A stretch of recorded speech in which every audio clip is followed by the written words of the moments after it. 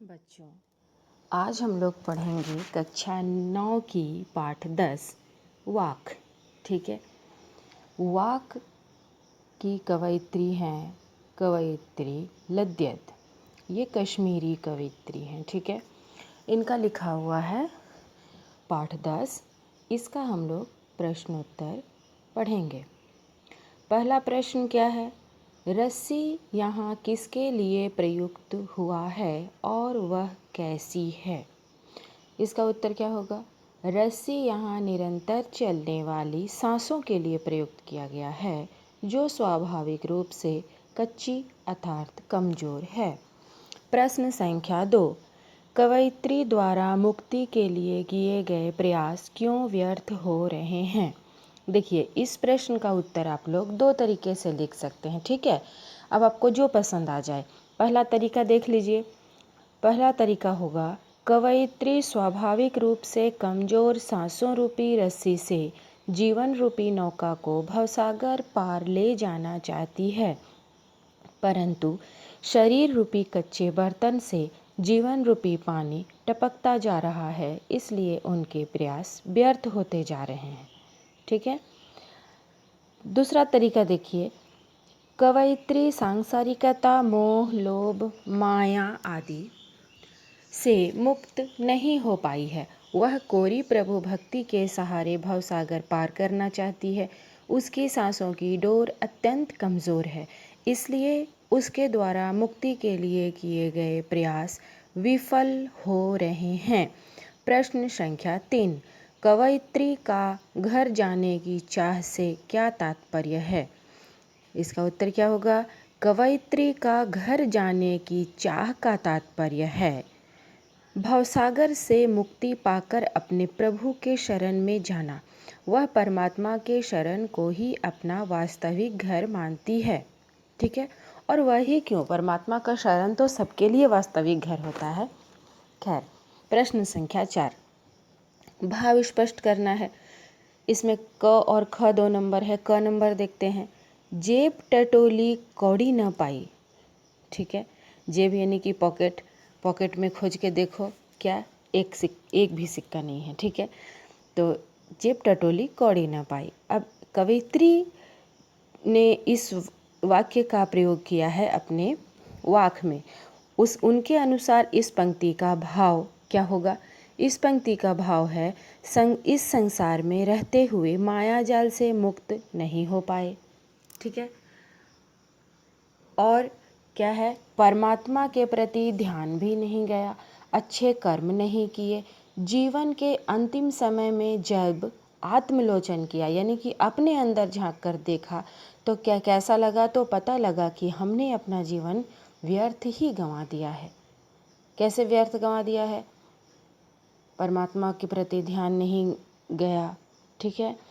और इस सांसारिक माया मोह में, ठीक है, वो मेरा अपना है, वो मेरा पराया है, ये सब के चक्कर में पड़े रहे और जो सबसे अपना है उनके बारे में तो कभी सोचा ही नहीं।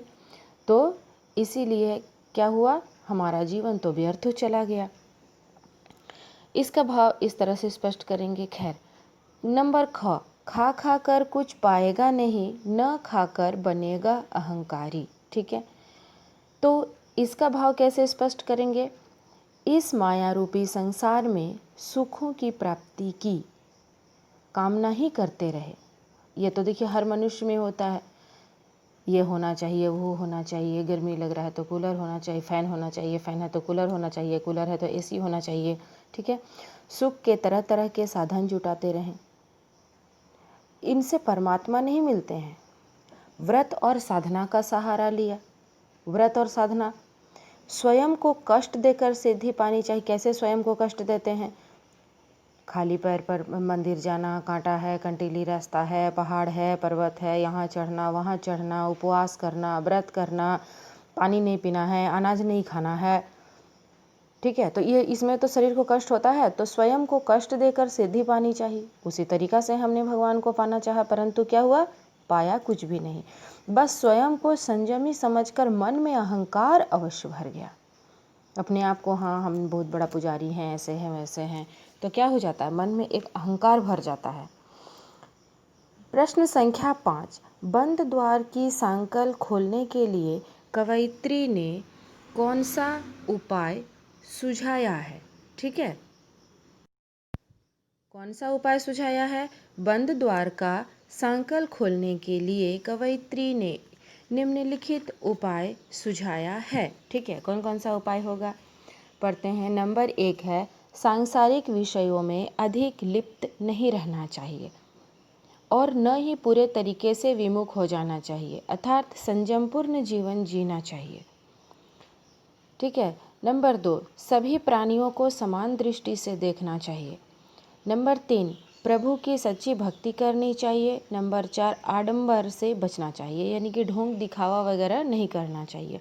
प्रश्न संख्या 6, ईश्वर प्राप्ति के लिए बहुत से साधक हठयोग जैसी कठिन साधना भी करते हैं, लेकिन उससे भी लक्ष्य प्राप्ति नहीं होती। यह भाव किन पंक्तियों में व्यक्त हुआ है? मैंने इसमें भाव जो है वो लिखा हुआ है, लेकिन किस पंक्ति में है वो पंक्ति को कविता पाठ से उठाकर इसमें लिख देना है। तो कौन सी पंक्ति में हुआ है, कैसे लिखेंगे? यह भाव निम्नलिखित पंक्तियों में व्यक्त हुआ है। कौन सी पंक्ति है? आई सीधी राह से गई न सीधी राह, सुसुम सेतु या फिर सुसुम संत पर खड़ी थी, बीत गया दिन आह, जेब टटोली कौड़ी न पाई, माझी को दूं क्या उतराई।